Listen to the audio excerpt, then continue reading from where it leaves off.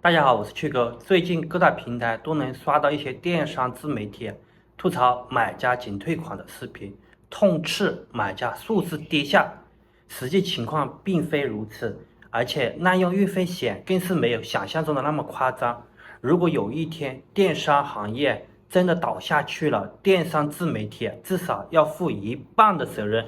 这些人对电商环境的恶化起码贡献了超过50%。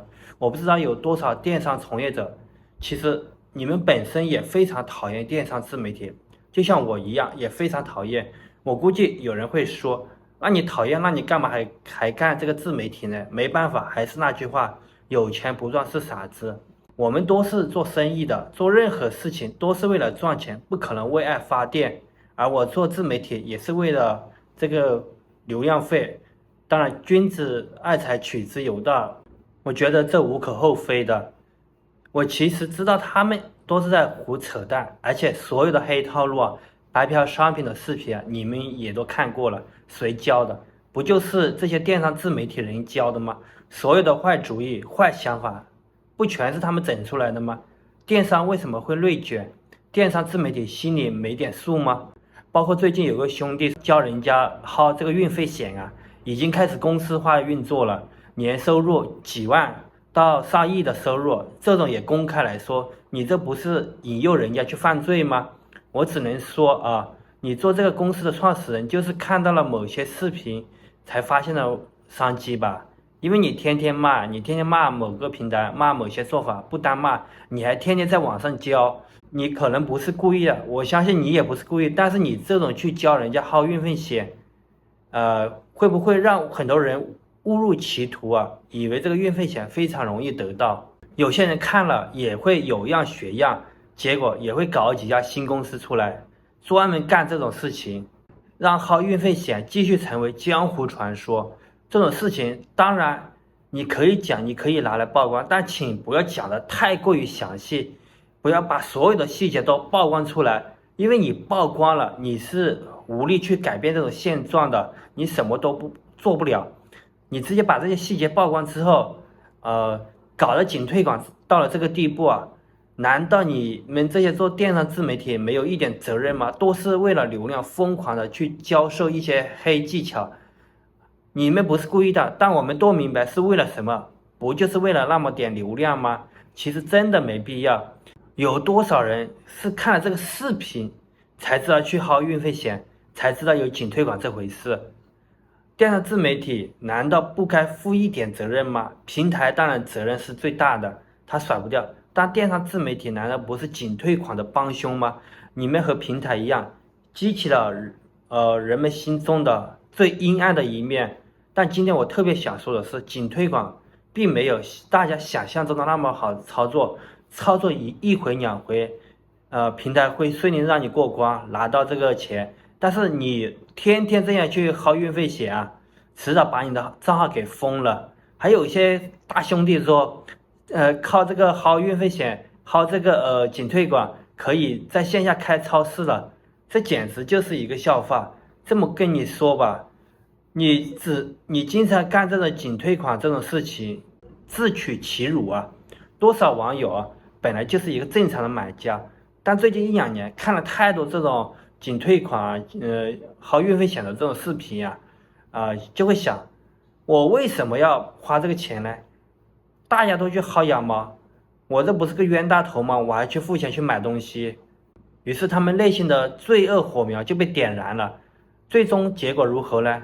不论他满意不满意，包裹都没有打开就直接捏造一个理由就仅退款了，最终结果就是退的多了，你的运费险就被限制住了，然后你在拼多多或者是淘宝抖店最终你也无法去购物了，得不偿失。所以希望各位自媒体达人以后拍视频就别太夸张了，不要捏造事实。仅退款多了，然后有些大聪明商家成立所谓的商家互助会，这其实就是个伪命题。这个带头大哥确实很有勇气，但是这个东西实际上没什么卵用，大家只要开心就好，能出点气就出点气。虽然说这样的组织挺不错的，我个人也认同，但在我们这里它最终可能只是一个骗局。我们大家都是做生意的，基本上都是一盘散沙。我们需要有清晰的自我认知啊，不是让大家去躺平，而是因为即使你站起来也没有什么用，真的没用。大势所趋，你跟平台去对抗是以卵击石啊，它就是为了保护企业、保护企业家。有句话说得很好，不要嘲笑那些勇于反抗的人，因为他们争取到的光芒也会照亮你我。我非常认同，但商家互助会啊，前景真的不被看好，因为它根本没有未来。原因很简单，你得考虑你在哪，你得明白你所处的位置，而且你一直在找事，在别人眼里你就是在破坏一些东西。不要和我抬杠，说你不是要破坏事情，而是想找平台解决这个事情。是优质的仅退款用户逼你去找事情，你说这些都没有卵用啊，人家不听你说，至少在他们看来没有任何意义。人家跟你讲理了吗？如果讲理，事情也不会发展到今天这个地步。人家不讲理，也不会从你的角度去考虑问题。什么叫社会大稳定？这2个字就能把你卡得死死的。线上你可以随便说，法律你也可以随便的进行讨论，这都没有任何问题。那如果你想去找事情啊，结果注定是不大看好的。这不需要平台出手啊，你不要总怪平台，平台不需要出手，因为他们对这些东西啊已经了如指掌，他们有专门的法务部门，你斗不过人家的。我们是活了几十年的成年人了，是吧？见过的事情还少吗？一个组织像商家互助会这种，它背后肯定是要进行盈利的，当然人家盈利也没问题，谁也不会一直为爱发电。但这种事现在没搞大，一旦搞大，那就麻烦大了。平台就有1万个理由让你完蛋，封号、整改、罚款都有可能，相关部门也会找你麻烦。我就说一个例子吧，这个兄弟老是拍视频教人家怎么给仅退款的买家打电话，如果有人心怀不轨啊，随便整你就完蛋了，因为你在骗人，不管对方坏不坏，至少你在教别人骗人的话术，还天天开直播跟人家抬杠。万一发生点不理智的事情怎么办？谁能负责？你可以理智，对方不理智怎么办？你的团队可以理智，对方不理智怎么办？谁负责？是你负责还是你帮忙的人负责？这不就是在线催债吗？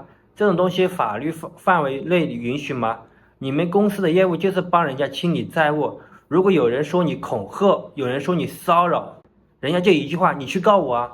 慢慢的你就发现这种事没人管了，已经有人在举报了，说有些地方已经不管这种仅退款的事情了。这股风一旦刮起来，就很快就会刮到全国各个地方，最后不了了之，也没人管了。还是那句话，从别人的角度来看待这个事情啊，电商这个事你能干就干，不能干你就滚蛋，总会有人排着队去做的。所以说平台为什么要去管这些仅退款的人呢？我是趣哥，我们下期视频再见，拜拜。